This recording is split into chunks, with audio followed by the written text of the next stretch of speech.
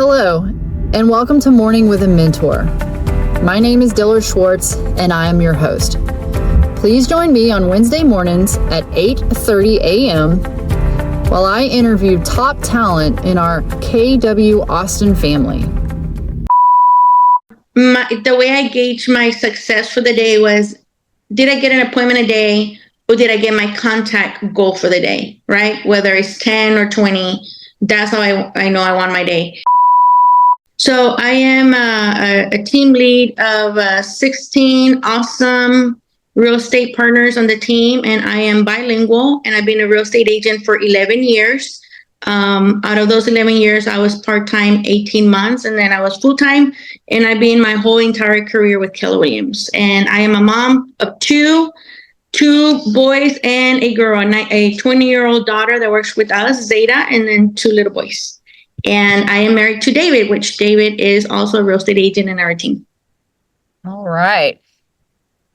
So the first question I have for you today is, what are your priorities today?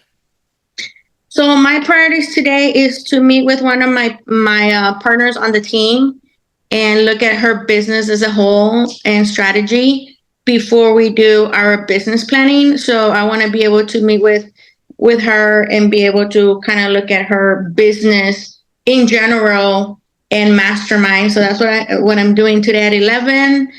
Then at 3 p.m., I have a Spanish script practice. So I have that from 3 to 3:45. Then after that, I'm interviewing a season agent. And that's from 4 to 5.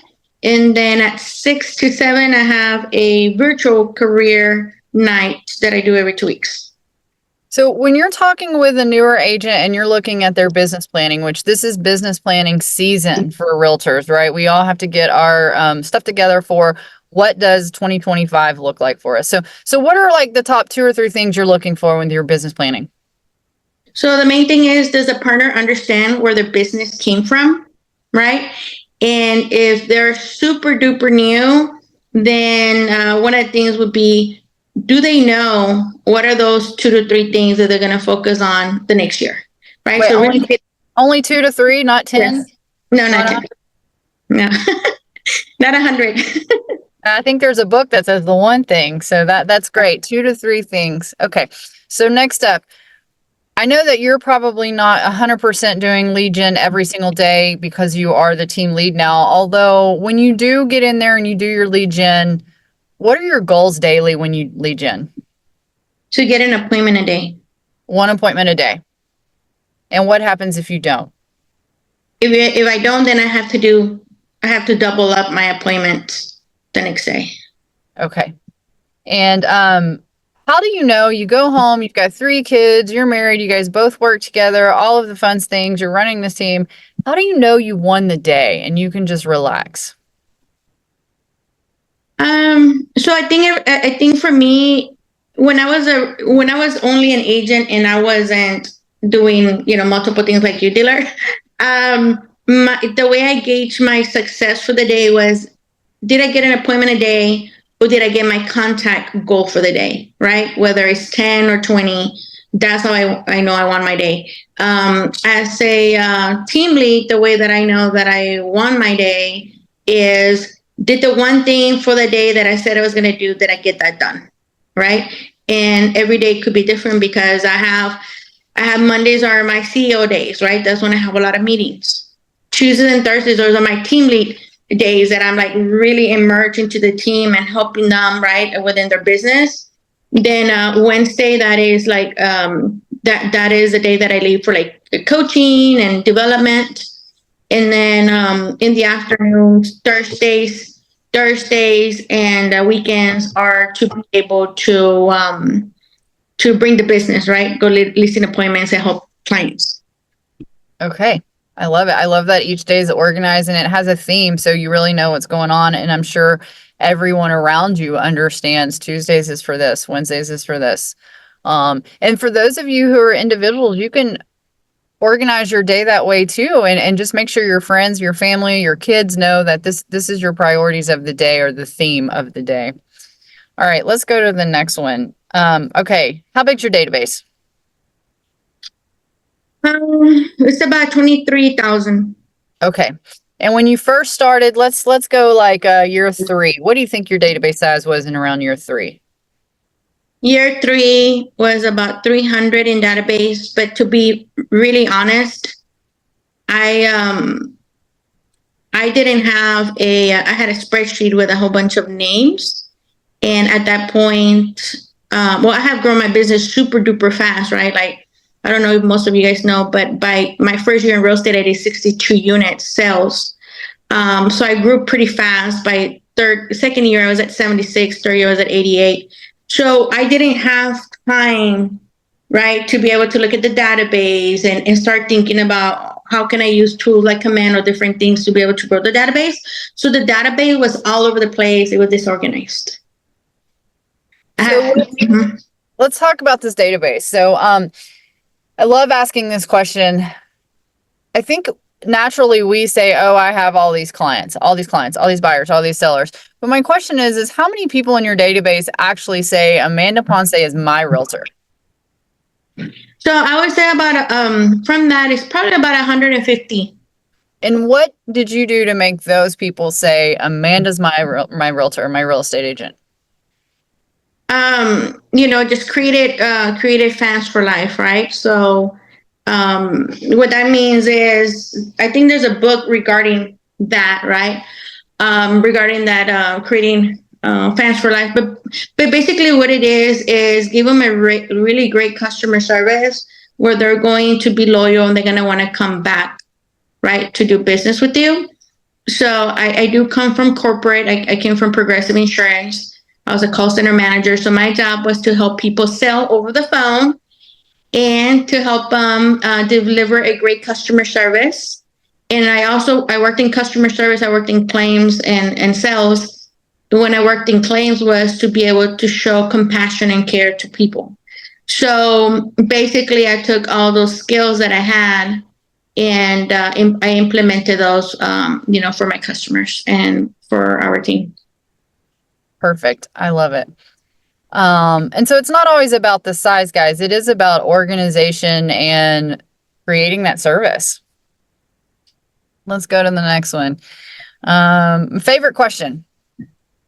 Are you ready for this one? Yes. Mm-hmm. Okay. You have to get a client under contract in 14 days or less. This has to be a new contract. It's not someone you had a buyer's rep sign with. It is a new contract, a new contract, new client. You can pick buyer or seller. What do you do? Well, there's a lot of things you can do, right? But there's a lot because a lot of people think there's only one or two things and they panic. I love it. You're all calm and casual. You're like, oh, there's a lot of things. Let's give it to them. So the number one thing would be look at your list, right? So in your list, who are those people that you look at your list that are hot or that they're like able to buy or able to sell, right? Those are the first people that I'm going to contact them and see what can I do to move them forward, right? Because why go do something else when I have potential people, right, in my database? So that's what I'm going to do first.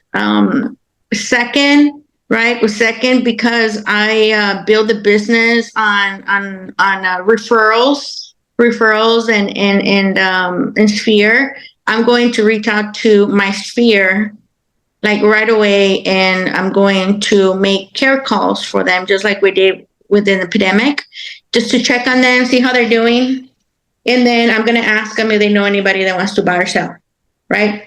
And then third, if things are not looking that great, right? If things are not looking that great, then I'm just going to go into the database and I'm just going to cold call, right? So I was typing all of that, guys, on the side. If you're looking at what I'm doing, I'm trying to take notes as she's going so fast. Let's just go over this real quick. So a care call, you just call random people in your sphere, your friends and family, and just check in on them. What does that sound like? So it would be like, hey Dillard, right? Like, let's say you're like my super duper friend, right? I am your super duper friend. Yes. So, hey Dillard, hey, this is a business call, What? A Right? business call? Yes. So this is a business call, and we can chit chat. So so the reason that I'm calling you, Dillard, is because I need to get one person under contract by the end of the month. And I know that you have always helped me, and you know the struggle is real sometimes, right, with real estate. I know that you probably know someone that is thinking about buying, or maybe you know someone that got heartbroken, before, because there were multiple offers, they couldn't get a house, right? Or perhaps they got disappointed because the realtor couldn't get their home sold. So I'm reaching out to you to see if you can think of anyone that I can like call them right now and see how I can be a help to them. All right. I mean, it's kind of hard to tell her no. I'm like wanting to give you my database. I'm like, here's my database. Go call them. I love it. Care Thank you. calls. I'm glad we've recircled that or circled back to that. I'm sorry. And I have a question, or for those of you who are new, you can absolutely ask questions. You can throw them in the chat box, and here in a second, I'm going to also stop and go to your questions.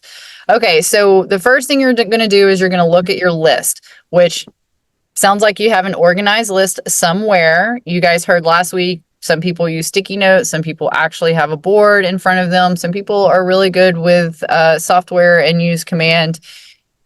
Amanda started out with an Excel sheet. Do something, create a list, and you want to get your hot people to the top. And then the next thing, she's going to go to her referrals in her sphere. She's going to do something very simple as a care call. And then she's just going to go to the rest of her database. Is that correct? And that's That's 14 correct. days or less. And she's also probably going to go back to that lead gen goal, and she's going to stay in an office with her blinders on and focused and call until you get an appointment, right? That is correct. All right. Okay, I'll go now. I'm finished with most of those questions. What are the questions over here in the chat box? I'm probably going to say your name wrong. Is it Ishrain? Did you have a question? Yes, and I was typing that. And yep, submit. Okay. Did you quit Progressive? Amanda, this is for you. Did you Mhm. quit Progressive and immediately start real estate, or did you gradually transition? I transitioned. So my first for the first year, I was working full time at Progressive Insurance, a call center manager, and I was doing real estate. And then for the next the next 6 months, I did part time in Progressive, and then did real estate. So that's how I transitioned. So if anybody needs help on how to transition from full time job to real estate, let me know. I did that, but I'm pretty intense, um, so just be ready because the Well, answer. I want to ask you a question about that. At what point, or was there a point that you felt like you had two full-time jobs? Yes. So the first 12 months, I definitely had two jobs because my son was 3 weeks old when I got my real estate license, right? Wow. And I had a total of 3 kids. My husband was in the military, and I was in charge of 45 people in the call center. And so, just by having that other job and family, that itself was a lot of stuff, right, going on. And then with real estate, the first 6 months I sold 17 homes, right? And the following year 62. It immediately felt to me like I had two jobs plus being a mom. That was a lot of, work. All right. Any questions? Okay, so I see some people over here saying that you guys are going to need some help transitioning. As you know, I'm going to send out this email. There's also the subscription link to watch these videos. We'll get you guys some more information, and as always, I ask you guys to respect our mentor's time. Send an email to her. I'll share her email, and let's do just like some bulleted questions, and maybe we'll just do a roundtable too. I know that there's a few other people, and we can get Amanda to do 5 or 6 people in one meeting, just so we can organize that, and you guys can all mastermind together. Okay.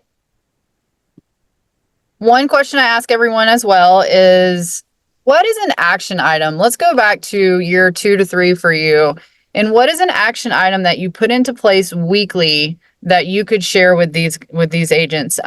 Here's a few examples. So send 10 thank you cards or gratitude cards weekly. Schedule your open houses by Wednesday of every week so that you can door knock, cold call, and all of those, or warm call, all of those things around it.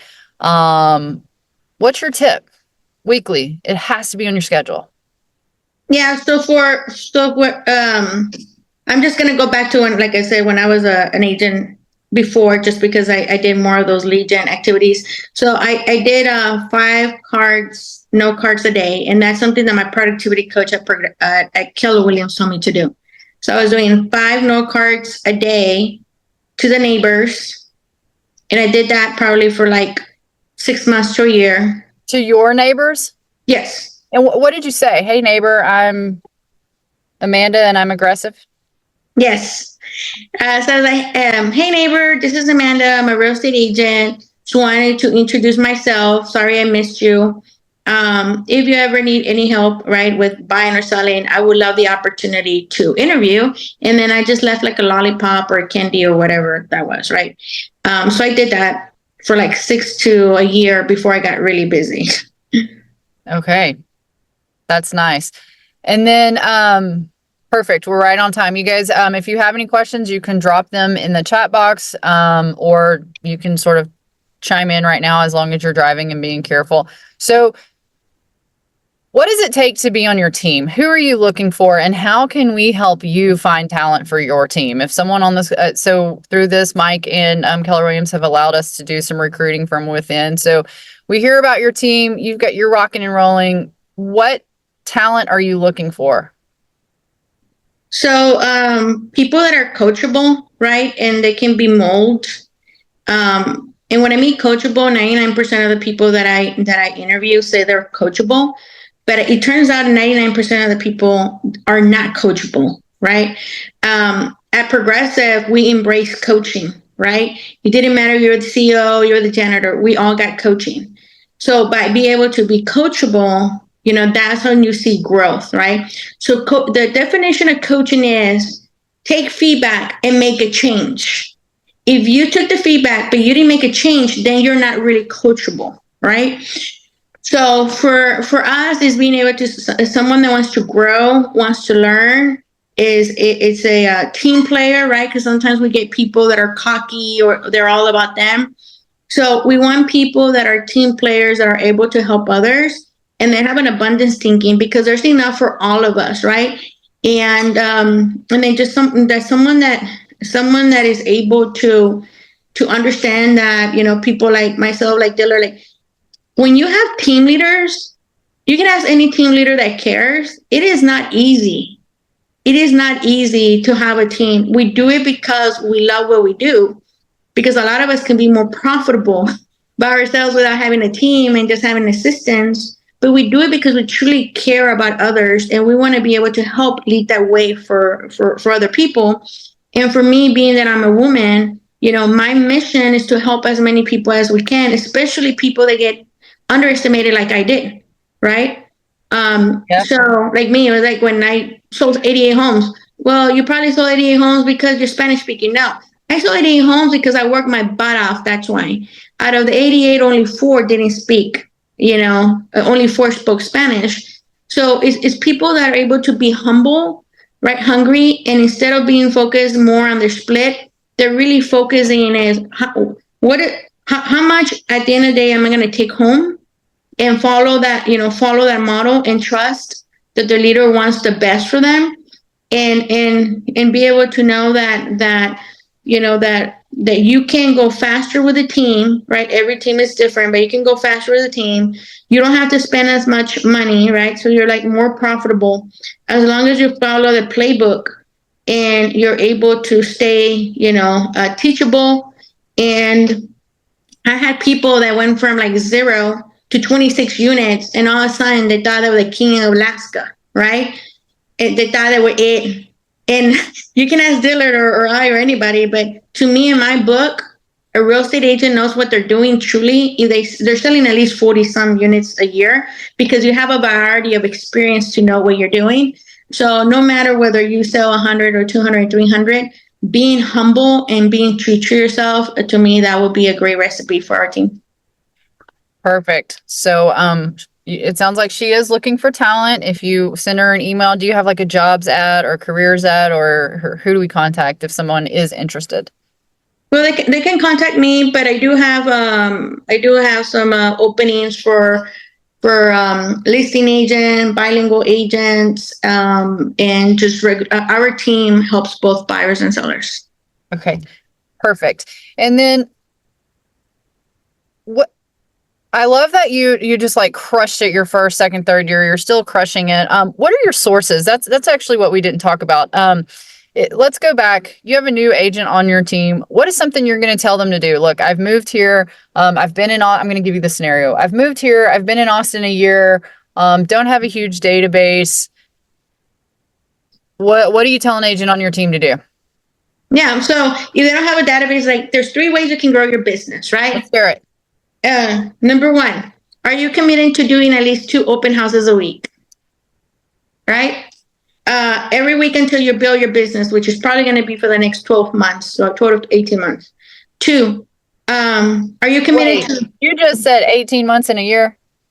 12 to 18 months. I love it. You have to say that. It's 12 to 18 months. It's not, Yes. A lot of people do 11 months. Yes. They quit at some point. Yeah, they quit. And we've seen it, right? Before, like Shayna and other people in our office, they killed it after 7 months, right, of doing open houses. So you have to be doing it long enough, right? And then number 2, a dedication to call people, right? We'll teach somebody how to do it, right? How to do it, what to say, right? All the scary stuff. And you're not going to do it by yourself. You're going to do it with other people. So commitment to being okay with rejection. Like rejection is okay, but you know what? We care about those people that are looking for us, right? And the ones that don't, they don't, right? So being okay with rejection, right? At the end of the day, we're salespeople. Whether we want to realize it or not, we're salespeople. It's just some people are pushy and some other people are educative, right? With us, it's all about education. And number 3 is, your dedication to be able to do the activities, whether you're choosing to do door knocking, right? Or you're choosing to doing like network or whatever it is like being able to dedicate yourself the time to script practice. The number 1 underestimated thing, in my opinion, is script practice. Everybody doesn't like script practice. They don't like script practice. And the number 1 thing that I see that agents, right, keeps them from growing is their lack of scripts. Like they're not comfortable, their confidence is not there, and that is the number 1 underrated thing in my position, right? So if you're committed to doing those 3 things, then we're able to move forward. If someone at the end of the day, it doesn't matter what people tell me. What matters is what they do. Successful people come from all colors, all ages, all nationalities, right? At the end of the day is who's really walking the talk, because most people say they're going to do it and they don't, and then they end up self-sabotaging themselves. I know you guys are here because you care. I know you guys are here because you want to do great. And just step out and be okay to asking different people. What do you see that is an opportunity for me? What is something that you see that maybe I'm not seeing? Like being okay to ask people that love you. And don't go to your friend that always just makes you feel good but doesn't tell you the truth. Go with that Amanda, that dealer. Go to those people that if you want the truth, here it comes, but in a loving way, because they love you and they want you to do great. Yeah, growth comes. I know I grow the most when I'm extremely uncomfortable, and I love hard conversations. I don't want someone to just, I'll just be super transparent. So one of my MAPS coaches just kept saying, well, you're Diller, you can do it. Like, oh, that's not going to be a challenge for you. And I know that that's not 100% what he meant. He knew that I could do it, but I was so overhearing that. I was like, no, I don't want to hear that. That I can just go do it. Right. I wanted to hear the truth. Like, where did I fail? What was he seeing from the outside? And at some point in your career, you do have to make these pivots. I'd say about every 16 to 18 months, I get a new coach. And you want people to be honest with you, because that's where you grow. And I love, that Keller Williams, we believe in failing forward, which is awesome. We can just kind of fall forward and into it. So, well, it is 9 o'clock. So I know that I have you till 9. Does anyone have any final questions? Nope. And I'm going to ask because I saw a few people jump on who I know are Spanish speakers. Is your Spanish speaking script private to your team, or are you doing that in the market center somewhere? Yeah, I mean, I can share the scripts with anyone. So just message me. My number is 512-800-1359, and I can send me your email and I'll send the scripts over. You know, Keller Williams is all about being abundant, right, and sharing resources. So yeah, absolutely. All right. Hey, at Danielle, I see your questions. I answered them, but just so you know real quick, each team is going to be different, whether they're hiring full-time or part-time agents. And then the qualifications to be a mentor, all of our mentors are typically in the top 15% of production. And if you want to speak to Amanda directly, she's in the Facebook group. I've tagged her, and you can text me and I'll get you her email address as well. And guys, please don't forget to go on and subscribe to our channel so that you can watch these quick 30-minute videos every week and learn different ways to do basically the same activities and find someone you jive with and get it going. Thank you so much, Diller, for this. This is great that we're doing this for the Market Center. So thank you, everybody, for showing up, and go after your goals. Go get them, guys. Bye.